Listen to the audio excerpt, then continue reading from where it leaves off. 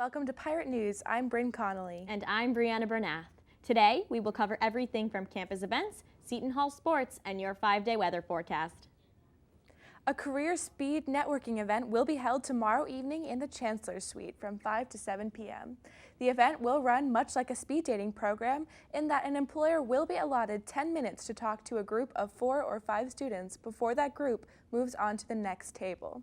At the end of the rotation, the employers will stick around to network and answer any questions that may not have come up during the event. For more information, contact Allison Yashay at 908-400-3102. The Stillman School of Business will be holding the second annual Supply Chain Symposium on Tuesday, March 28th in McNulty Amphitheater at 7:30 p.m. The symposium attracts business students to meet 12 supply chain professionals from 8 multinational companies. The panel featuring the 12 professionals will be immediately followed by a Q&A session, and then at 8:30, students will have a chance to network and follow up with the presenters in McNulty Atrium.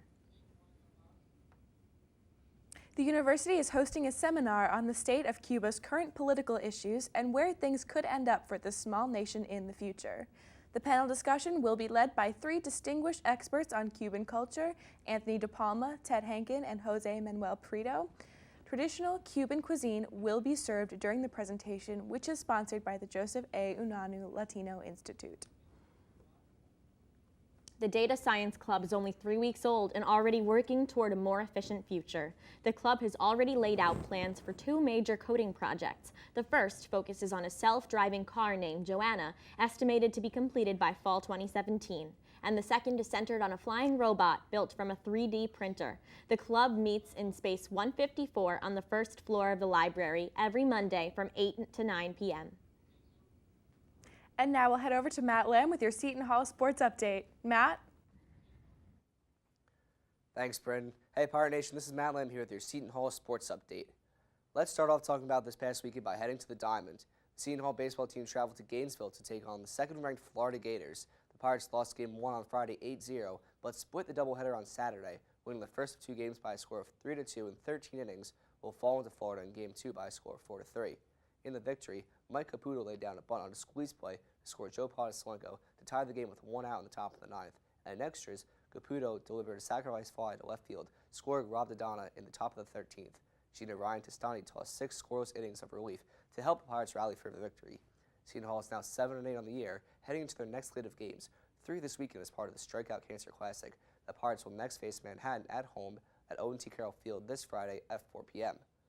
Now switching to softball, the Pirates spent part of spring break in California, playing 5 games at the Aggie Invitational, and went 1-4 in that span. The team's lone win came on Game 2 of a doubleheader against San Jose State, 5-3 in 8 innings. After going to extras but losing in the first game, the Pirates were fueled late by breaking a 1-1 tie in the top of the 8th, scoring 4 times with the bases loaded with 2 outs before the game was called due to darkness.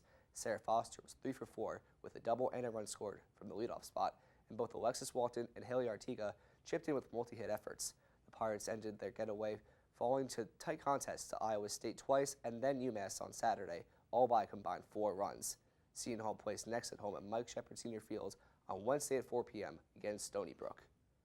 Finally, Pirate basketball fans, it's time to polish up your dancing shoes. The men's basketball team earned its 2nd straight NCAA tournament bid after finishing the season at 21-11. Seton Hall finished 10-8 in conference play to earn a 5 seed in the conference tournament. They defeated Marquette on Thursday, but fell to Villanova in a heartbreaker on Friday.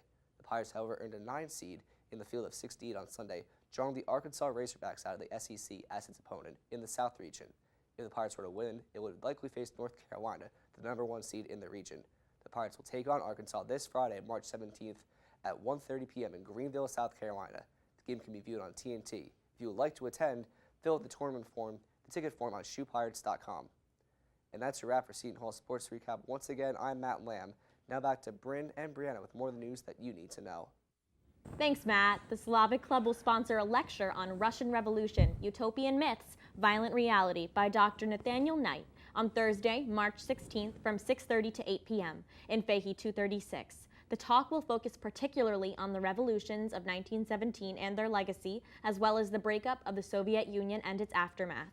Dr. Knight is the current chairman of the History Department and a renowned specialist on Russia. A Q&A session will follow the presentation, and Slavic food will be served. As a celebration of Women's History Month and the 80th anniversary of the incorporation of women on campus, scholars and advocates from across the nation will present their research at Seton Hall's annual Women and Gender Conference.